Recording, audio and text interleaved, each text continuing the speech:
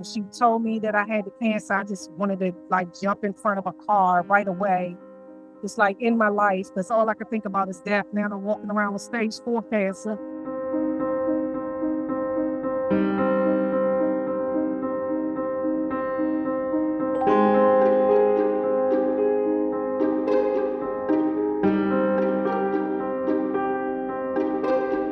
So my story begins back in November 2022.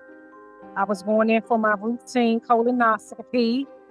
And after he finished the procedure, he asked me to come to his office so he could talk to me. And he said, your colon looks good, but I saw something in your stomach area that looked cancerous. So I took a biopsy of it. And I'm like, cancer? Like, that's the last thing I can ever think of that I will have. Especially I feel like I was living my best life, healthy and everything. So then that Friday came, I was in the house alone on a Friday evening, and he called me and said, your test came back positive, and I just went numb. I just could not believe that I'm sitting right here walking around with stomach cancer and no symptoms at all, no issues at all. I was just crushed, devastated, just thinking the worst things. But I know I had my faith in God and a lot of praying people, loved ones that was praying for me and rooting for me. January the 23rd, 2023, I started with the chemo, Flop 4. So that's what I kind of did. And I had a CT scan and a PET scan done. And it showed that the chemo helped, nothing spread it, and that I was a candidate for partial stomach removal. So April the 6th, 2023, I had partial my stomach removed. So I was very thankful to God, gave him all the praises, and just thanked everyone for praying for me and being there for me and everything. And so I had various tests done. You still get tested. Probably 4 material tests, blood tests done. All of them show negative, no signs of cancer. So August the 15th, my doctor said I was NED. So that was the best news ever. November and December, we realized my tumor markers were rising, but I noticed that they were going up. So my doctor ordered me a CT scan January 2024, and it showed something was there, but they thought it was inflammation.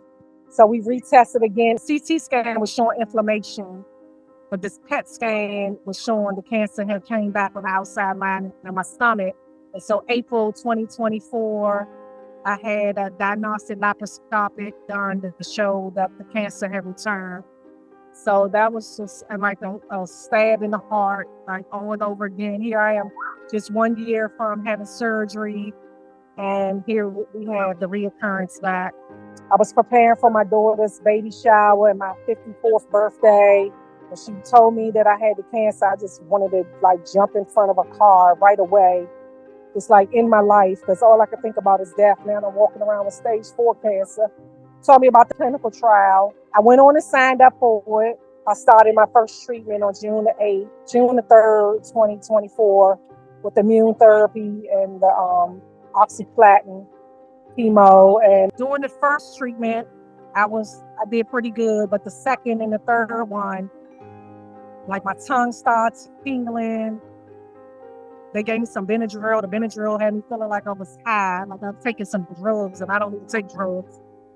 But I just felt so high. So I guess I was having an allergic reaction from the Benadryl. And I came home shivering and cold. My body was aching. My head was pounding. So that happened the second and the third time. And next week I go for my 4th treatment. And my hope for the future is that they can find a cure for this cancer, to help us so we won't have to have so many death rates.